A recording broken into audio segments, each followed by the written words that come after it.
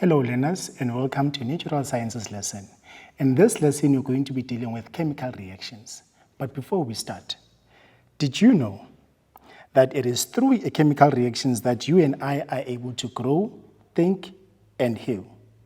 So in this lesson you're going to be exploring what chemical reactions are, also exploring the chemical reactions that are useful to the both of us. But then before we begin, I want us to set targets and goals for this lesson. By the end of this lesson, you should be able to, number one, explain a chemical reaction, describe what happens to atoms and the bonds between them during a chemical reaction. Also be able to identify the reactants and products of a reaction.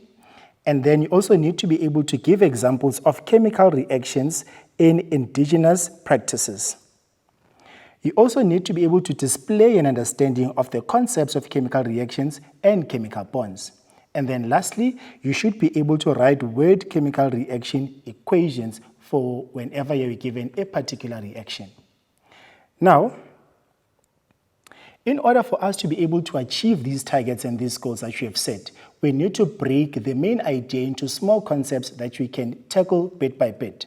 So our main concept is chemical reactions, and within that, we're going to be looking at general chemical reactions, and then after that, we're going to be looking at what reactants are and what products are in a chemical reaction. And then lastly, we're going to be looking at the useful reactions that are useful to the both of us.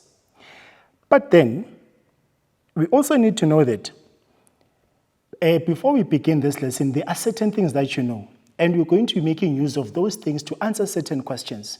So I know that you know something, and this is what you should know by now. That elements in a compound are held together by chemical bonds. Also, you know that a chemical bond is a force that holds atoms together. And I'm also expecting you to know that a compound is a pure substance that is made of two or more different elements that are chemically bonded in a fixed ratio. And then lastly, you should already know that the properties of the molecules in a compound are different from the properties of their atoms in their respective elements.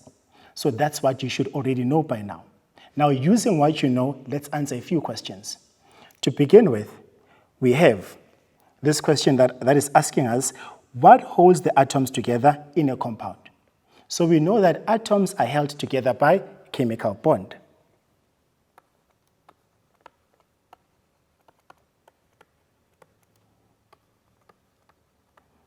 So atoms are held together by chemical bonds.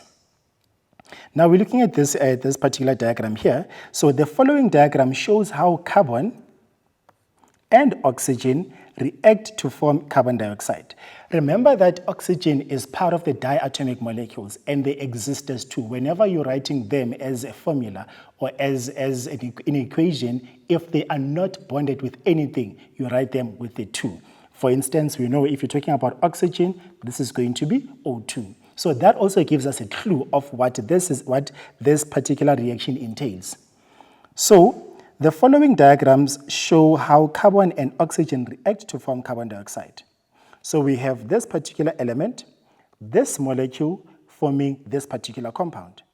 So what are the reactants and what is the product in this reaction? So our reactants, we have the purple,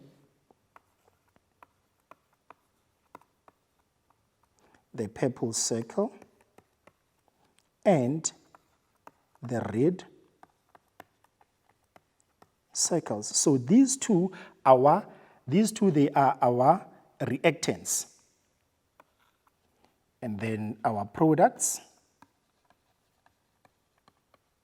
that's now going to be the bond between the red, the purple, and the red, which is now going to be your carbon dioxide. So our reactants are carbon. So when you're talking about our reactants here,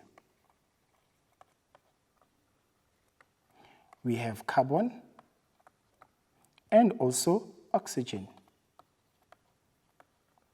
Whereas our product,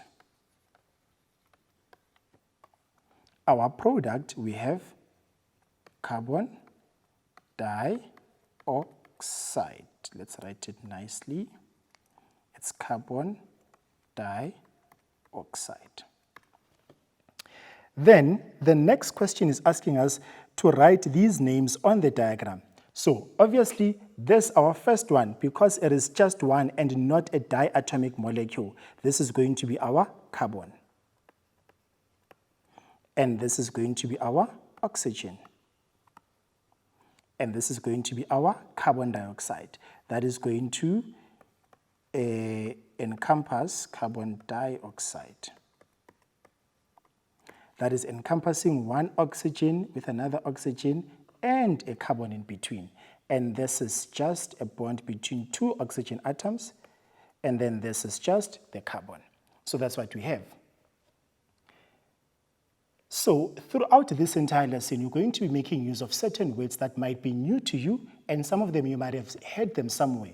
So these words are defined for you, words such as chemical reaction, chemical bond, reactants, products, and subscripts. So you're going to be making use of these words throughout the entire lesson. So I hope you're going to take note of these words as and when we are using them. But then before we get started with our main idea, whereby we're going to be looking at the general chemical equations, let's quickly take an ad break and I'll see you after this.